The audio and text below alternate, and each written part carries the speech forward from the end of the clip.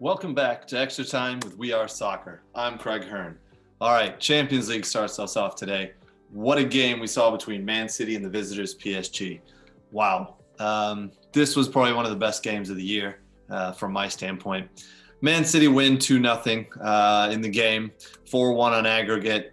In the game, Riyad Mahrez scored both goals to send Man City through to their first ever appearance in the Champions League final. And I got to say that for the first 10 minutes of the game, PSG came out and they were playing, hit the woodwork, looked like they were going to control the game and really make this fun to go through and have a potential to go through.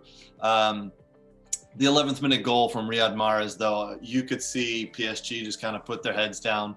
And after that, they got on with the business, but wasn't quite the same from their standpoint, obviously being down 3-1 on aggregate at that point. They gave it a good shot. The game was up and down, back and forth. In all honesty, as I said, a great game up until the last 20 or 25 minutes. PSG lost their cool and really just started to kick out at Man City players.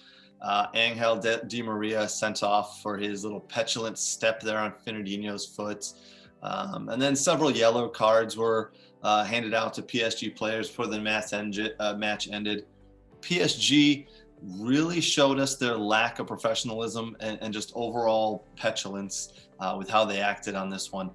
Sad to see in the end, as the entire two legs of this tie were great, apart from the last 25 minutes due to PSG. So anyway, who is Man City going to face in the final? Is it going to be Real Madrid as they visit Stamford Bridge to take on Chelsea?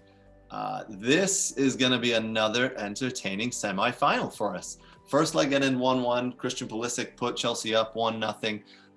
Karim Benzema tied the score 1-1 there.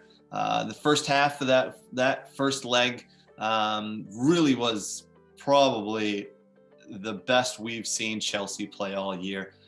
Brilliant first half. Actually, brilliant first half to the game. Second half kind of fizzled out a little bit. Let's hope in this second leg that Chelsea come out and really go at it and they're firing in all cylinders like they did in that first game. Or is it going to be a typical Thomas Tuchel and Chelsea game where they kind of sit in and try to win 1-0? I hope not. I'm hoping to see Christian Pulisic come out, really run at that banged up Real Madrid back line. And we're assuming Timo Werner is going to get the start again, even though it would probably be better to start Giroud up top or Tammy Abraham. But, Tuchel likes his fellow countryman, Timo Werner. And I like Timo Werner when he's not in front of goal. He makes some great runs. He does the work. He puts in the runs, the work, the layoff, the holding up to bring his teammates into the game. But Giroud and Tammy Abraham also do that. Where Werner lacks, this year is currently lacking, is in front of the goal. He's missed several just easy chances, hatful of chances in front of the goal. So, but we'll probably see him play. After all I've said this, and a few of us on the We Are Soccer Facebook group, we've kind of been criticizing Werner. After all this, he'll probably come out tomorrow and score 2 goals and put Chelsea through to the final and shut us all up. We'll see. Promises to be a good game nonetheless. So hopefully you guys can tune in. On the We Are Soccer, we'll have some score predictions. So drop in there, put your prediction of what the score is. We'll also have some comments during the game. So stop in. And we'll be on Twitter as well. So go ahead and put some comments on Twitter as we talk about that game. Real Madrid at Chelsea. It's going to be a good one.